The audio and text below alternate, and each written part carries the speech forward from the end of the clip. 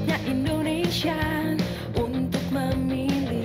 Ya, kampanye tentu saja harus mengikuti peraturan KPU terbaru, yaitu PKPU 13 tahun 2020 yang baru saja kami undangkan, ya, dan tentu saja ada ketentuan-ketentuan baru di situ. Jadi tidak ada lagi kampanye berupa konser, berupa gerak jalan, berupa rapat umum, ya. Jadi hanya kita tetapkan saja pertemuan-pertemuan terbatas yang jumlah orangnya juga terbatas dengan mekanisme sesuai dengan protokol COVID-19. Ini tentu saja harus kita batasi karena situasi kondisi pandemik seperti saat ini. Tiba saatnya Indonesia untuk memilih.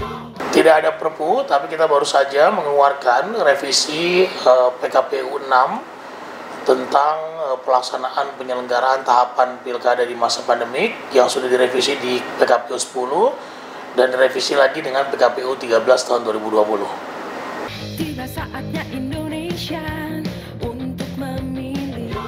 Ya, tentu ada perbedaan ya, karena pilkada-pilkada terdahulu masih memperbolehkan para peserta pemilihan untuk melakukan rapat umum, mengadakan kegiatan-kegiatan yang mengundang keramaian, yang kemudian juga arak-arakan dan lain sebagainya. Tentu di kondisi pandemi seperti ini, KPU tentu saja harus mengeluarkan PKPU yang menjalankan tahapan-tahapan penyelenggaraan sesuai dengan protokol COVID. Karena bagaimanapun juga tentu kita sebagai warga negara harus kemudian agar paparan COVID ini bisa diminimalisir bahkan ditiadakan, harus berperan aktif untuk kemudian menerapkan protokol COVID-19 dengan menggunakan masker, menggunakan face shield, dan tentu saja tidak hanya KPU yang kemudian bertanggung jawab terhadap persoalan-persoalan ini. Seluruh peserta pemilihan, partai politik, pemerintah juga harus ikut berpartisipasi dalam rangka menciptakan pilkada yang sehat dan bermartabat. Tiba saatnya Indonesia untuk memilih.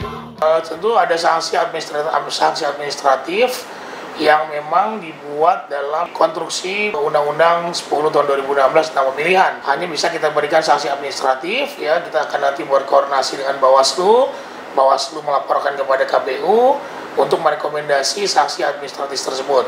Bisa saja kemudian ada pembatalan terhadap jadwal kampanye yang bersangkutan atau yang melanggar, atau bahkan bisa sanksi terberat bisa kita hentikan sama sekali, mereka tidak bisa berkampanye apabila melakukannya berkali-kali, tidak menerapkan protokol COVID, membawa anak-anak, orang ibu hamil, dan lain sebagainya. Nah, jadi atau kemudian dalam tatap muka yang kita berikan batasan orang yang bisa hadir sebanyak 50 orang, tentu harus juga menerapkan protokol COVID. Peserta kampanye atau peserta tatap muka harus dengan menggunakan masker, ya, ada tempat cuci tangan, ya, kemudian juga ada berjarak, physical distancing-nya juga harus jelas.